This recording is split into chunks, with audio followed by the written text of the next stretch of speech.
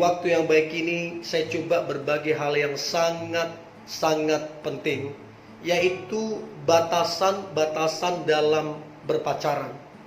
Teman-teman yang sedang berpacaran, ya, yang sedang mendengarkan ini, please dengarkanlah ini baik-baik. Jadilah bijaksana dan jadilah tegas, supaya pacarmu tidak memanfaatkan kamu, supaya pacarmu tidak merugikan kamu. Dan doa saya, apa yang coba saya bagikan ini dapat membantu sekaligus memberkati teman-teman muda yang mendengarkan ini. Dan doa saya juga, hubunganmu adalah hubungan yang berkenan di hadapan Tuhan, hubungan yang diberkati Tuhan dan memberkati banyak orang lain. Nah, berikut ini batasan-batasan dalam pacaran. Yang pertama, batasan yang pertama adalah apa yang tidak mungkin kamu lakukan untuk abangmu atau adikmu, maka jangan lakukan kepada pacarmu. Sekali lagi, apa yang tidak kamu lakukan untuk abangmu atau untuk adikmu, maka jangan lakukan untuk pacarmu. Artinya begini, kalau engkau tidak bisa kasar kepada abangmu, kalau engkau tidak bisa memaki kepada abangmu, tidak bisa menghina abangmu atau merendahkan adikmu, maka jangan lakukan itu kepada pacarmu. Jangan kasar terhadap dia, jangan hina dia, jangan maki dia, sebab engkau tidak melakukan itu kepada abangmu ataupun kepada adikmu. Karena ingat, hubungan yang seperti itu, hubungan yang tidak sehat, hubungan yang merendahkan, hubungan yang kasar, hubungan yang marah-marah, adalah hubungan yang tidak sehat atau disebut dengan toksik. Hubungan yang seperti itu, hubungan yang tidak akan bertumbuh, hubungan yang tidak akan diberkati oleh Tuhan. So, berhenti melakukan itu.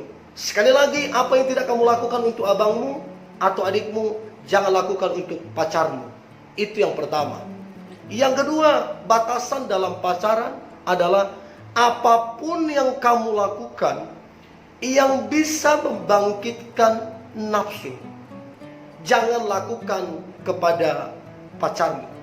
Apapun yang kamu lakukan yang berpotensi merusak kesucian dan kehormatan, maka jangan lakukan kepada pacarmu. Artinya, teleponanlah yang sewajarnya, video call lah yang sewajarnya, ketemulah yang sewajarnya. Nggak usah yang aneh-aneh. Telepon nggak usah bicarakan hal-hal negatif. Video call jangan minta yang aneh-aneh. Ketemu juga jangan sentuh yang aneh-aneh.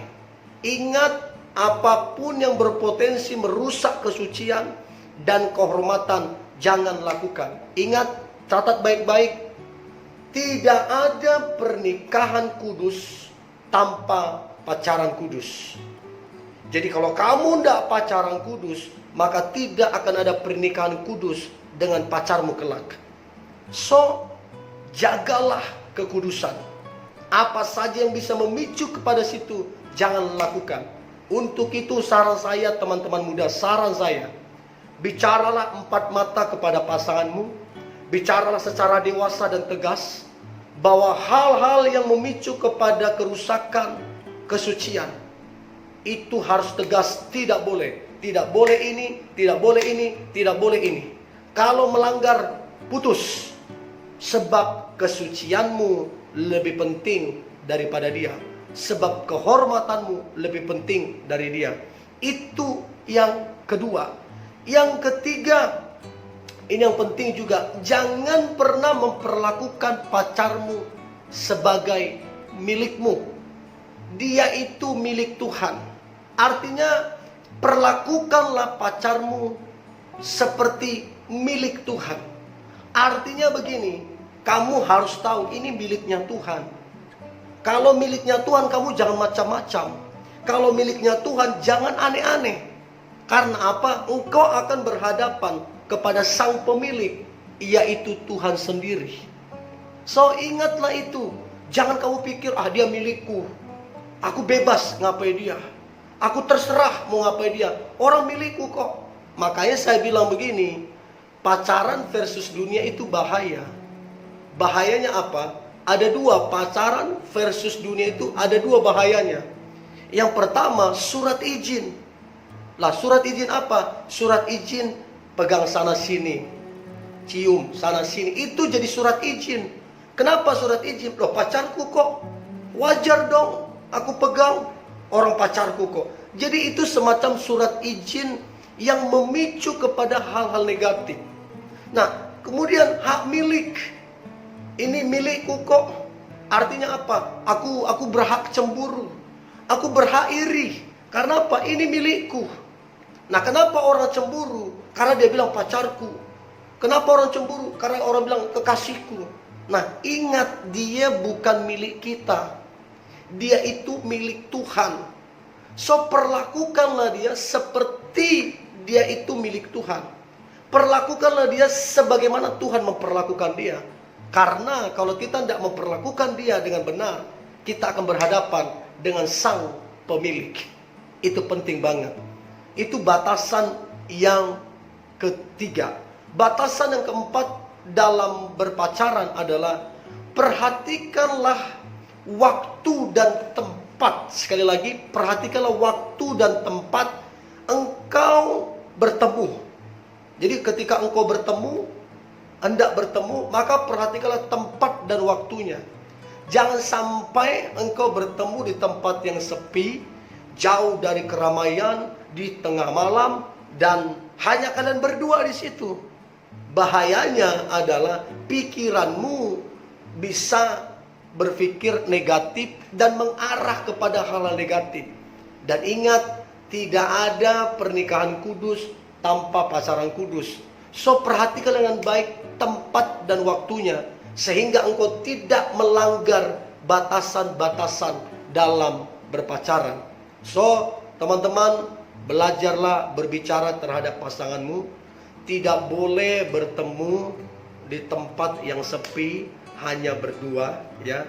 Contoh, di kos-kosan tidak boleh bertemu hanya berdua, apalagi itu sifatnya sampai bermalam.